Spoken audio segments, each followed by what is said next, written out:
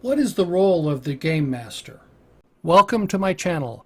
I focus on tabletop role-playing games, video games, and science fiction. Ivan Mike on RPG Brigade put up a video about what is the role of the Game Master, and he described several different options. So I thought I would first off give a little bit of a historic perspective. So let's start with Dungeons and Dragons, the little brown books, the number 3, Wilderness and Outdoor Adventures.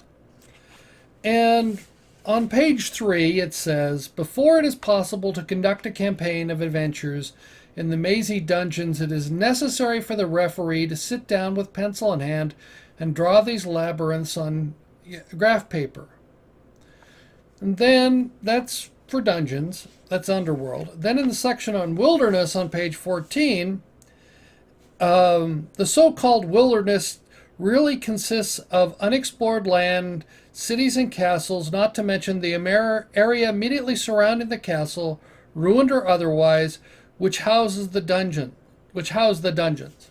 And it goes on and describes Blackmoor is a village of a small size, while Greyhawk is a large city, and it describes the first 2 dungeons. I haven't mentioned Traveller much. I've played some Traveller. I have the original copy of Traveller. And so this is the old Traveller from Game Designers Workshop. And it starts off on page 1. The referee has the responsibility for mapping the universe before actual gameplay begins, which is the core rules for Traveller 5. This is the updated Traveller rules on page 426. Yes, 426. It's a massive tome. It says, where was it? It says, the Traveller system generation is a hierarchical process which can be started and stopped as the situation requires. The referee need only create as much information as the players need. As more is required, more can be generated. So those are the definitions I've shown from several of the classical books. I know there are other questions about what is a game master when you run into some of the other more modern or less, shall we say, traditional role-playing games. And there's this whole desire to try out new and interesting approaches. And I appreciate that fact.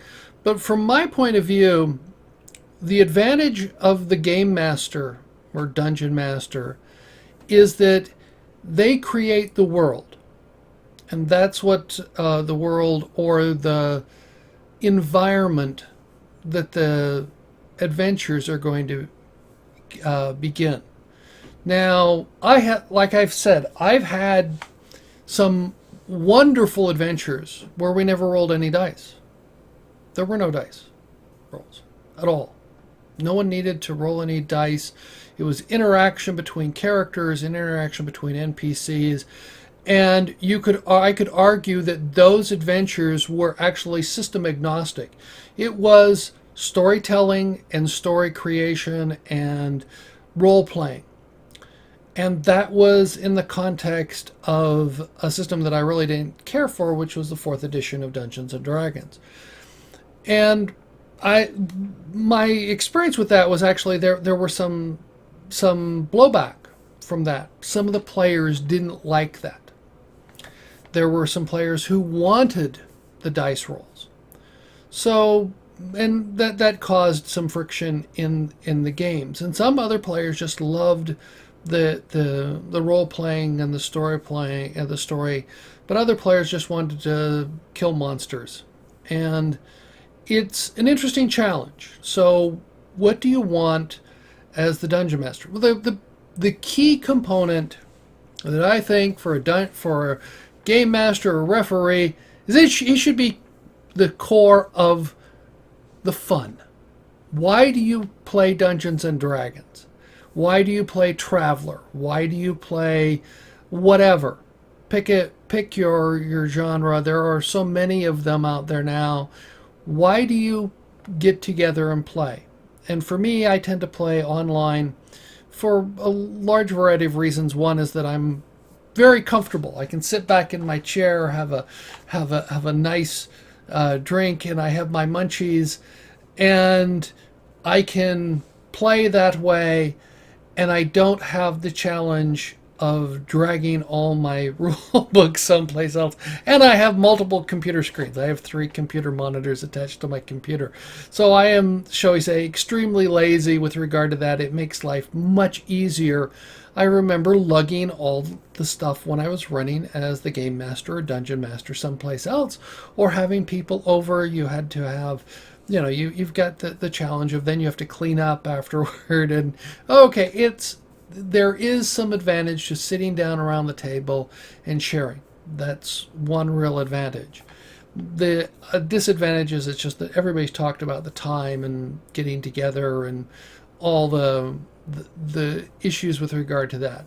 But the game master is the one who sets the tone by creating the universe or the world or the dungeon or the adventure, however you want to say that. They're the one who sets up the initial ideas for how the adventure is going to go. They're the one who's going to set up the initial creation. That requires a lot of imagination. That requires, in many cases, quite a bit of preparation, because you want to figure out how your challenges work. And I've mentioned that you can actually run totally ad hoc, and I've actually done that.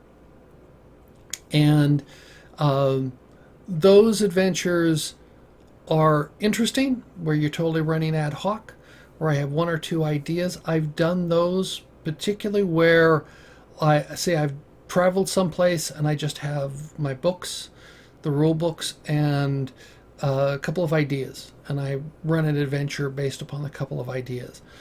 And that was like when I went to different conventions, and I've done that. Those are fun, but I don't have as deep or as rich an environment as where I can create a more detailed world, or that has a lot of moving pieces, because then it takes time. That's where I enjoy the dungeon mastering, is where you have the intricate plots that interlock, that lead to new ideas, that let you add new plots because the players make some bizarre suggestion and you think that sounds nefarious. That's great. I'm going to write that down. And the real advantage when you're playing in the computer, they can't see what you're typing. So, if you're playing around the table and somebody makes a fun comment, I would often grab another book. They would know that was my book of ideas and write it down. And so they know that, that's probably going to show up eventually. It could be 20 years later, but it could show up eventually. But that's one of the advantages of playing on the computer. But it's the ideas that get spawned that you can manipulate the world. In essence, it's very Machiavellian. You're behind the scenes. You're the one who is behind all the NPCs. So if that fits your personality, that's the role that I see for me as the game master. I am the Machiavellian one. I'm the one who's controlling the things behind the scenes, pulling the levers, the man behind the curtain who's pulling the levers and doing things. The players shouldn't actually see the game master pulling those levers, but the game master is building those levers and doing those things to make the adventures more interesting. So that could be interesting, like providing the alcoholic refreshment. If you want to change your adventure, you could bring some, you bring out the booze You can that puts a whole different tone if you're sitting around with a bunch of people, and now we're drinking. We switch from soda pop to something a little bit or significantly harder, and that will have some things. And you could go, oh, every time your character takes 10 points of damage, you have to down your drink. Yeah, you can do drinking type games with gaming, and that will introduce some strange things. And that's one way to add more interest of a different kind to the adventure. But the other interest, I find it more intellectually challenging to add the other kind of interest, to design the world, to figure out what if you're running Traveler, what the next sector is going to be like, what's going to happen with them. Is it just another adventure? What is going on? And it's not, that's why I said I'm sort of rule agnostic, in that I play Dungeons and Dragons because there are a lot of players. There's a lot of players who will play. It gives me a larger pool of people who might like my dungeon mastering style. It's easier to find players for Dungeons and Dragons than there is for, say, the Moral Project. There are a few, but there's not as many. Or like I pulled up the article about Universe. That was another game that was out there. Finding players for that is really challenging, because there aren't many people who play that or are familiar with that, even though that is now free. Universe is freely available, and it's a fairly well designed, somewhat a dated system, but it's there. So we have, that's the role that I see as the dungeon master, is you build the field that the game is played on. You own the stadium. You're setting the boundaries. I remember the description. I'm not much of a baseball fan, and I'll be honest about that, but I know that every stadium, the baseball park, every park is different. There are different shapes, there's different sizes, and the owners build the park for various reasons. They may decide to. Often it's the land that they have available and so on that dictate the size, but that adds a color to playing in that particular ballpark. So what happens is that makes, for the hometown team there, that gives them an advantage because they know that park better than they do any other. They know how high the fences are and so on. And if you're doing the same thing, if you're the game master, you've built the park that the adventures occur in.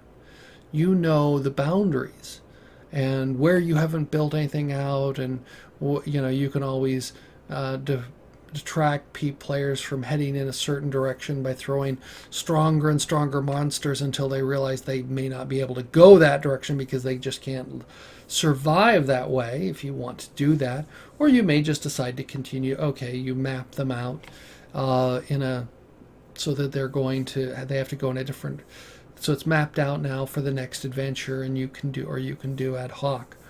So those are the types of things. That's what I think the role of the game master is to create the adventure, to create the stadium, to create the Colosseum that the adventures occur in, and to draw the world, to build the world. Those are the fun things that I find about the game, being the game master.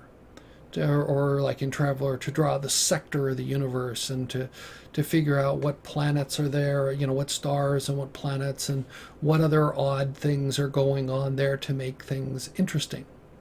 So to me that's not really storytelling. That's setting up the framework for the storytelling. The players,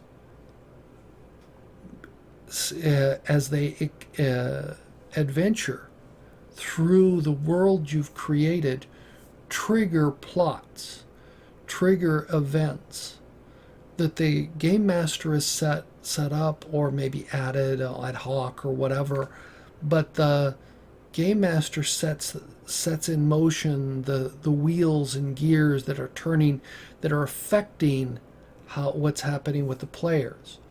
So, but the players are the ones who are driving the direction that things are going. It's not the DM. Well, the DM can, and it's really easy for the dungeon master or the game master. By putting obstacles or putting treasures, you can do both the carrot and the whip. If the players hear that there's this treasure that's easy picking in some direction, they're probably going to go that way. Or if the players, the whip is that you just putting nastier monsters in there. Or there's the other one, which is sort of, I guess you could argue it's the whip. You come in and you introduce a non-player character which steals something from one of the players, and they know where the thief went, but they've got to catch him. So you can drag your players off in a different direction if you want to by using something like a thief that steals. It could just be something minor. It could be stole a player's favorite pair of boots. Why? Just because. Because or maybe the thief didn't have the boots, but doesn't mean they won't chase him down and kill him to get the boots back. That's player characters, but they will. They're very possessive of what their player character has. That's natural, and they'll want to keep it. And if somebody steals it, they'll go on that. So the game master can lead them in certain directions. It's the classic phrase, you can lead a horse to water, but you can't make him drink. And I've been around horses only a few times in my life, but I know that that's a true statement, that you can bring the horse close to the water, but if it doesn't want to drink, it won't drink. But and it won't, supposedly, my limited understanding is that if it thinks that it's not safe or dangerous or it's very uncomfortable, it may not drink for a while.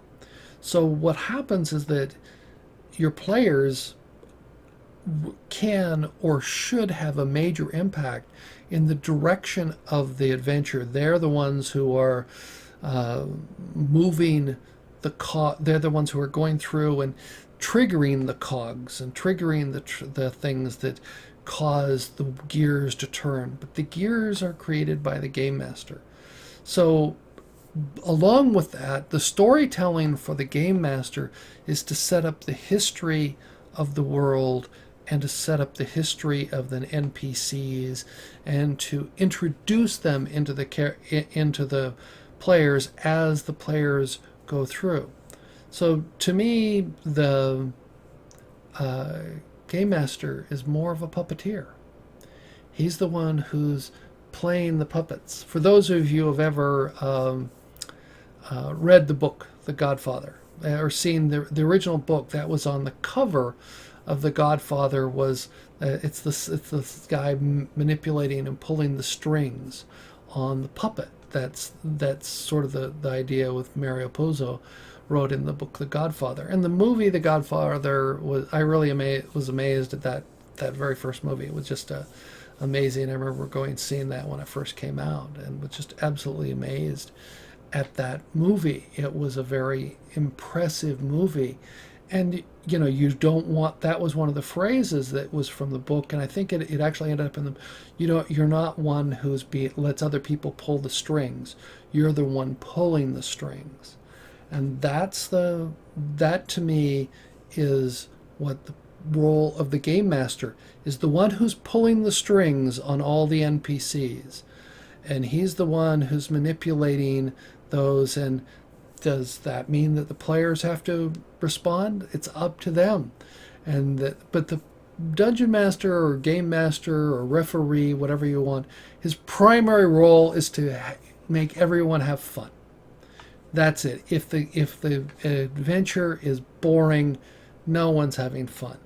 But the game master needs to, it's his or her responsibility to make sure that the evening's festivities are enjoyable, to most at least. You may not be able to satisfy everyone, but you want to be the one who makes it memorable and enjoyable so people want to come back.